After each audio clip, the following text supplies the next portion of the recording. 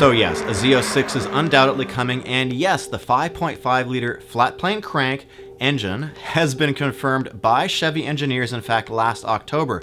But is this engine specifically going to make it into the Z06 like every other channel and every other media outlet on the internet claiming? This video is not going to just be a rehash of all the spy footage that we've seen. In this video, I'm going to dig into the American flat plane crank engine and what makes it so unique. Hi, my name is Eric and I make videos on future cars. If that's interesting to you, consider subscribing. In order for Chevy to race in IMSA with the C8R and use this engine, they need to make 300 copies of a version of this in a road-going vehicle. This was confirmed by Bozy Tatarovich, who's on Twitter. He's also got his own website and he writes for Jalopnik. So yes, there will definitely be variations of this engine going into some type of Corvette, but nowhere have I seen confirmation that this is going to be specifically in the Z06, unlike what everybody else has claimed. We know this is a brand new engine. It is unique to Chevrolet. It is not based on the Blackwing engine that Cadillac has been using in some of their cars. Now, why they're not sharing this engine, I don't exactly know. I know Cadillac is a different division,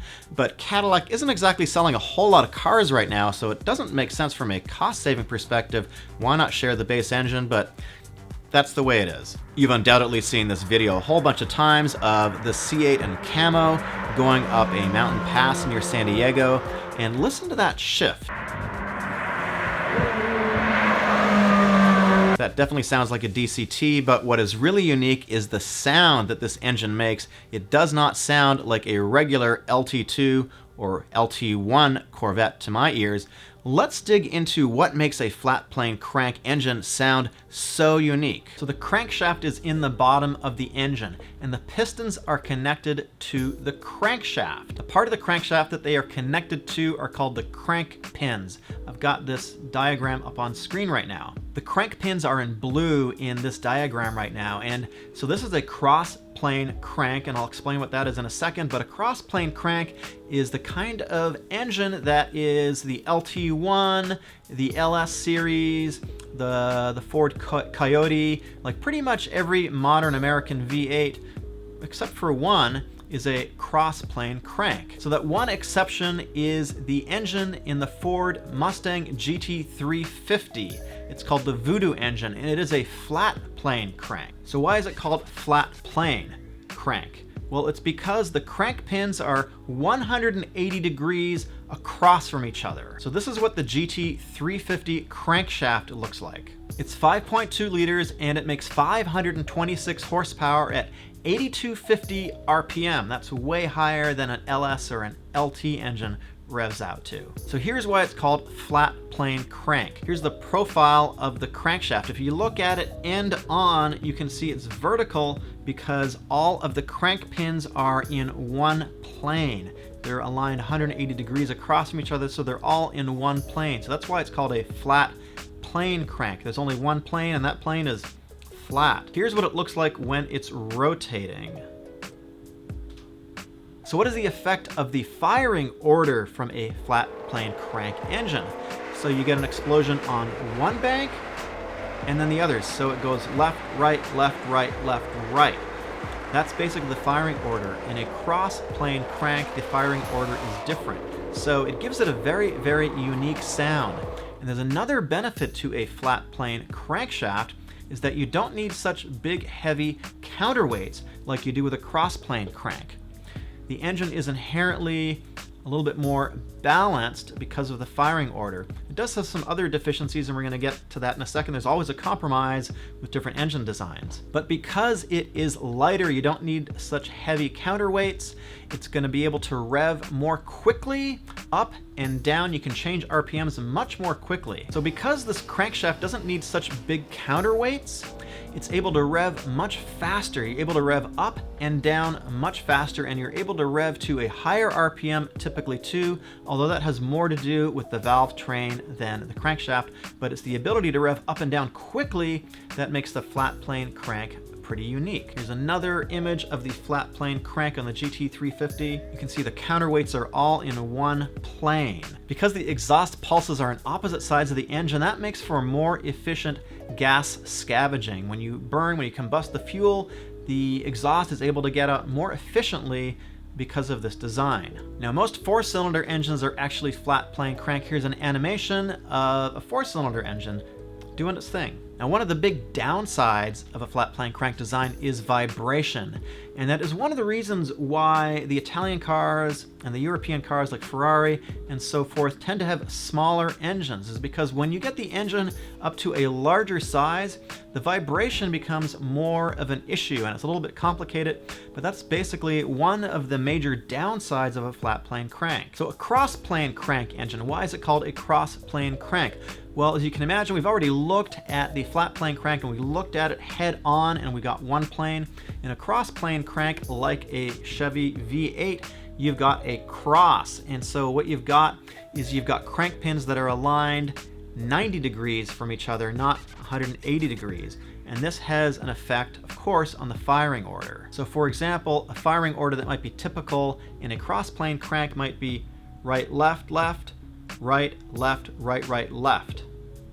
Remember, the flat plane crank is left, right, left, right, left, right the whole time. Let's look at these two profiles side by side. This is from a Jalopnik article a couple years ago. So you can see on the right-hand side, the flat plane crank, it has the cylinders 1, 4, 5, 8 on one side and 2, 3, 6, 7 on the other side. So because the firing order is not left, right, you need to add some counterbalance weights on the crankshaft to take into account that you've got two sequential explosions on the same bank, and you need to balance that out. And so the effect of having these counterweights on the crankshaft is that it is heavier and the engine is going to tend to rev up and rev down a little bit more slowly. So here's an animation of a cross plane crank V8, and of course this unique firing order tends to give it that really distinctive rumble that we all know and love from a V8. If you want to know what an American Chevy flat plane crank V8 might sound like at lower RPMs, I found a guy on Bring a Trailer, and a couple years ago, or actually a couple months ago, he sold his car. It's a C6 Z06, and he took the LS7 out of it, de-stroked it down, put in a special crankshaft, and made it a flat plane crank. And let's listen to the sound.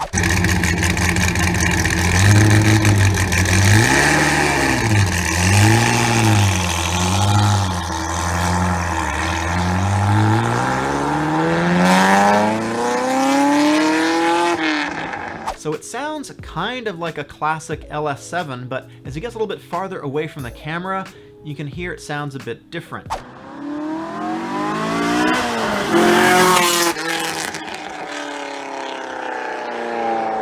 In the C8R, the 5.5 liter flat plane crank has been confirmed, and it's going to be a quad cam design.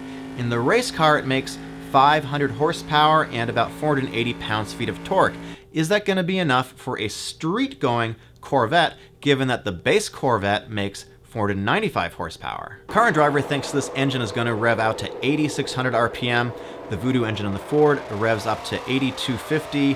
There's a little bit of a difference there. From that additional 400 RPM, is that enough to generate, let's say, 600 horsepower? Because 600 horsepower is the number that has been floating around the internet for the last couple days of this 5.5 liter engine. So yes, it's possible. One thing I didn't mention a little bit earlier is that the secondary vibration characteristics of a flat plane crank engine tend to be a bit of a challenge for engineers to deal with, and it's something that you can't directly address just with counterweights on the crankshaft. You've probably noticed that the European manufacturers tend to use smaller engines that rev up very quickly and make a lot of power, but a little bit less torque. So how much torque can this potential engine make? Hard to say exactly. Is it going to be less than the LT2 and the base Corvette? But remember, the Z06 has always been positioned as a higher performance version of the base Corvette. And so how can Chevy address this? In previous Z06s, like the C6 Z06, the Z06 was lighter than the base version. However, in the C7, it was about the same weight.